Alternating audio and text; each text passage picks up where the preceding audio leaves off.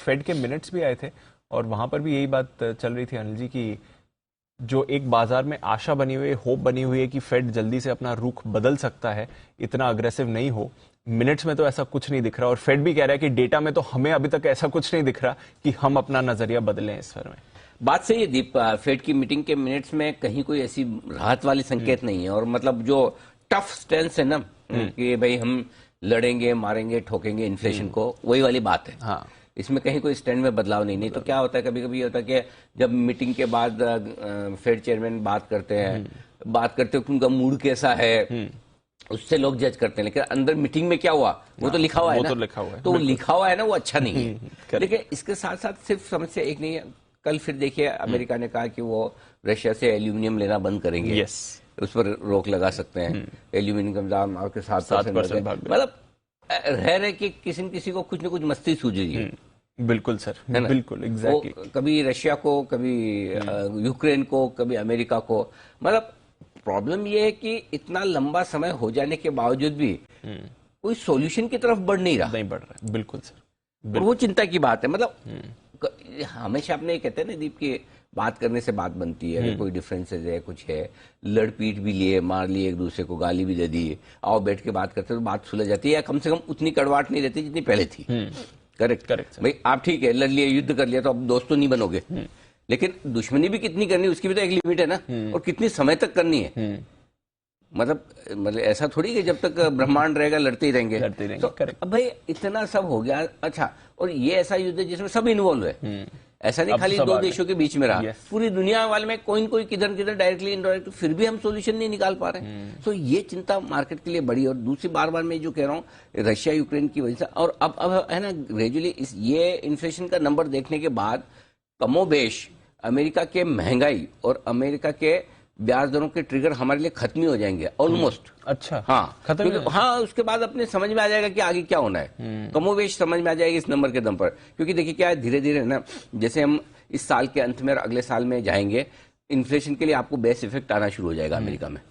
अगला inflation higher effect पे आएगा, पिछला इन्फ्लेशन लोअर बेस इफेक्ट पे आ रहा है। करेक्ट। फॉर एग्जाम्पल अभी आपके जो इन्फ्लेशन का आंकड़ा आया अगस्त का ही आया ना, नहीं सितंबर, सॉरी अगस्त का आईपी, तो सितंबर का आंकड़ा है। अगले साल सितंबर में आप देखेंगे तो आपको 7.5 के बेस पे करना है ना, तो पहले से बढ़ा हुआ इन्फ्लेशन है।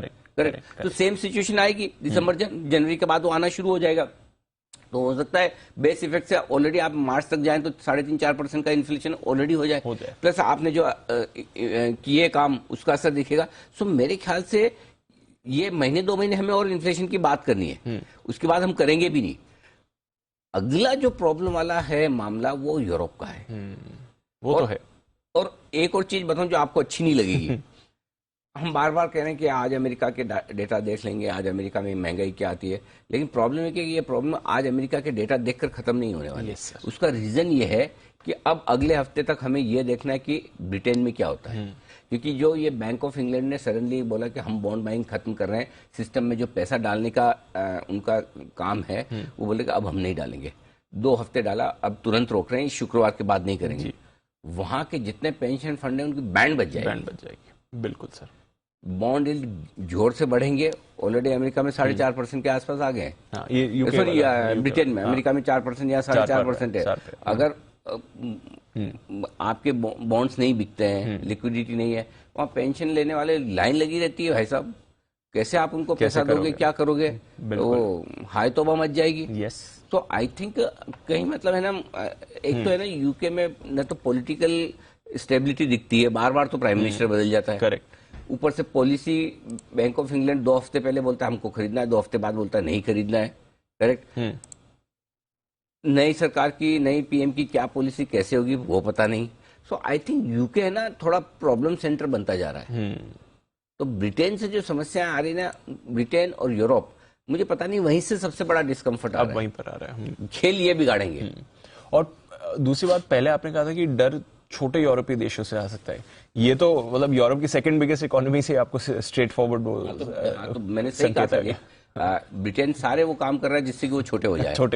एग्जैक्टली। वो छोटे होने की तरफ बढ़ने की पूरी तैयारी कर रहे हैं। मतलब अच्छे खासे बड़े थे लेकिन छोटे होने के, मतलब जो एक देश गलत कर सकता है वो सब करने की कोशिश ब्रिटेन में हो रही है। एब्सोल्युटली।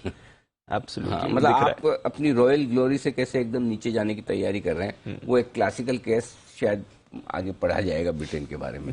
भगवान न करे किसी देश के लिए हमेशा क्यों बोले, भले उन्होंने हम पर बहुत लंबा राज किया और बिना मतलब का, लेकिन फिर भी ठीक है, जो हुआ हुआ। लेकिन कुल मिला के जो हो रहा है ब्रिटेन और यूरोप, मुझे लगता है अगला थोड़ा स्ट्रेस पॉइंट हो सकता है। और इसीलिए आज अमेरिका में इन्फ्लेशन के डेटा के बावजूद अगले 1-2 दिनों तक मोस्टली मंडे को हमें समझ में आ जाएगा कि ब्रिटेन में जो बॉन्ड बाइंग खत्म हो रही है बैंक ऑफ इंग्लैंड की तरफ से, वो कैसा असर ब्रिटेन के बॉन्ड यील्ड्स, वहां के बाजार पर, वहां के फाइनेंशियल सिस्टम पर डालती है। बड़े बड़े बैंक्स हैं, बड़े बड़े फंड्स हैं, अगर पैनिक में उन्हें बेचना पड़ा तो डेट और इक्विटी सबकी बैंड बच सकती है, ये ध्यान में रखिएगा। तो अभी मतलब एक प्रॉब्लम क्या सोचे कि ये जाएगा गुरुवार को, महंगाई खत्म होगी अमेरिका की, उसके बाद दूसरा आ जाता है, तो एक गई नहीं दूसरी तैयार। अरे भाई साहब, मतलब चैन से सोने नहीं देंगे ये। हम चैन से जागने नहीं देंगे। सोते वक्त ही चैन रहता है आजकल, तो वैसा हो गया। एब्सोल्युटली, बस डाउ फ्यूचर और एसजीएक्स मत देखो। हाँ।